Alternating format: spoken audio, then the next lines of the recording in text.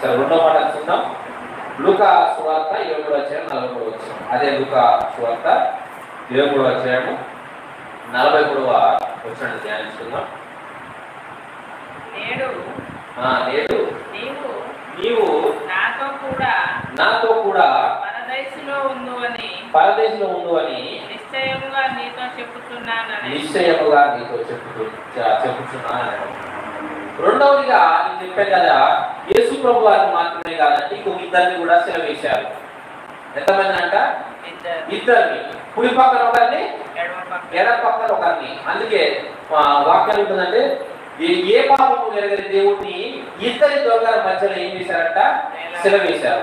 అయితే ఒక దొంగ వచ్చి ఏమంటాడంటే, ఇందా చెప్పారుగా, నువ్వు దేవుడు అయితే నిజంగా అంత గొప్ప శక్తి నీకుంటే ఫస్ట్ విడిపించుకో, మమ్మల్ని విడిపిరాలి, అప్పుడు నువ్వు దేవుడు అవుతావని ఒక ఆయన దేవుడికే పరీక్ష పెట్టాడు. కొంతమంది విశ్వాసం అదే ఉంటుంది, దేవుడి దగ్గర రండి, ఆ చర్చికి రండి అంటే నిజంగా దేవుడు నా రోగం వల్ల నేను బాగుపడతాను అంటే దేవుడిని మనం పరీక్షించాలా?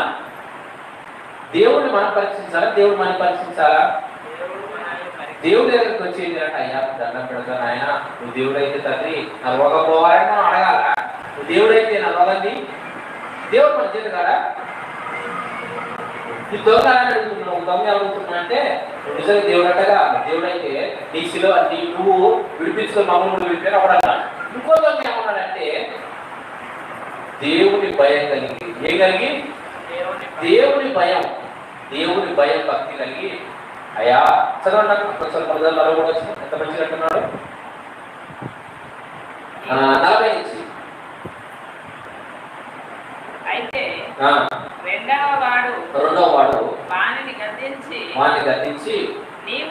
నీవు అదే శిక్షా విధిలో ఉన్నావు కనుక దేవునికి భయపడవా? ఏమంటున్నాడు?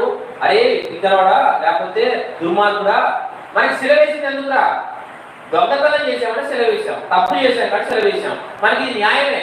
తప్పు చేసే కాబట్టి మనం ఏమనిపిస్తున్నాం? శిక్ష అనిపిస్తున్నాం. ఆయన తప్పు చేశాడు రా. ఆయన ఏం దొంగతనం చేశాడు? ఏం నాశనం చేశాడు? ఏ హత్య చేశాడు? అన్యాయంగా ఆయన సెలవేస్తున్నారు రా. ఒకడు దేవుడు ఏం చేయగలిగాడు? గుర్తించగలిగాడు. ఒకడు ఏం చేస్తున్నాడు?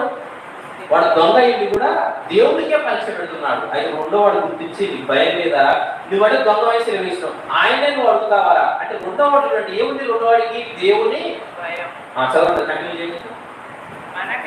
మనకైతే అవును, మనకైతే న్యాయమే.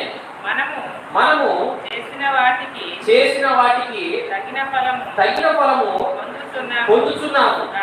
కానీ ఈయన ఏ తప్పిదము చేయలేదని చెప్పి ఆయనను చూసి యేసు నీవు నీ రాజ్యంలోనికి వచ్చినప్పుడు చాలండి. ఎంతగా విధేయతగా వేడుకుంటున్నాడు అండి.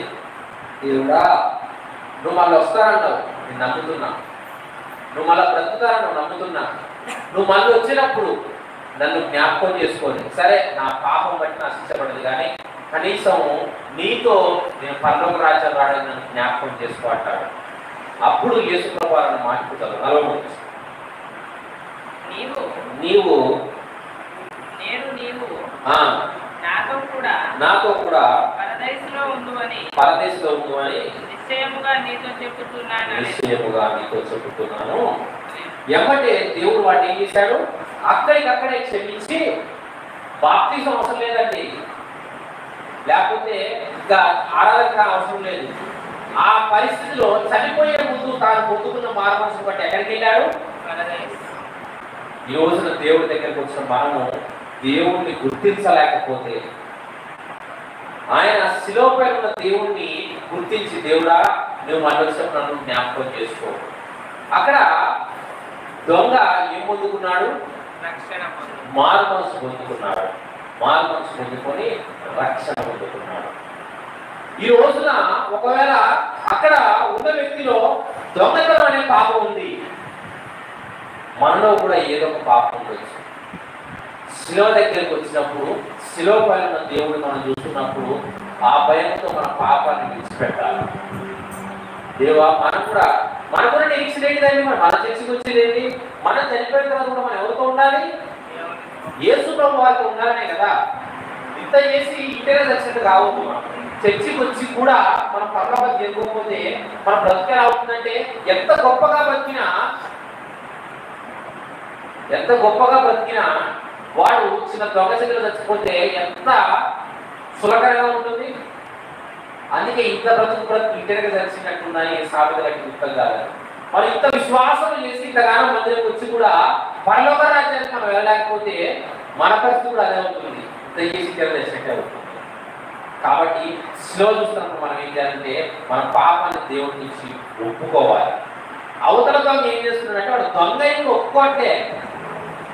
దేవుడు అయితే నన్ను రక్షించు, నువ్వు కూడా రక్షించుకో అంటే రెండో వాడికి ఏమొచ్చింది? పశ్చాత్తాపం వచ్చింది, మారుమనసు వచ్చింది. మొదటివాడికి ఏం లేదు, పశ్చాత్తాపం లేదు. మరి ఈ రోజున మనం ఎలా ఉన్నాం? దేవుడి భయం ఉందా? దేవుడు నా కోసం చనిపోయాడు, నా పాపం కోసం చనిపోయాడు, నేను కూడా ఆయనతో ఉండాలి, ఆ దేవుడితో ఆ లోకంలో ఉండాలి అనే ఆలోచన మనకుందా? లేకపోతే ఆ రెండో తత్వాలు ఉన్నాం. దేవుడు ఎప్పుడైతే ఆయన వైపు చూశాడో ఆయనకు ఒక అభయం ఇచ్చాడు.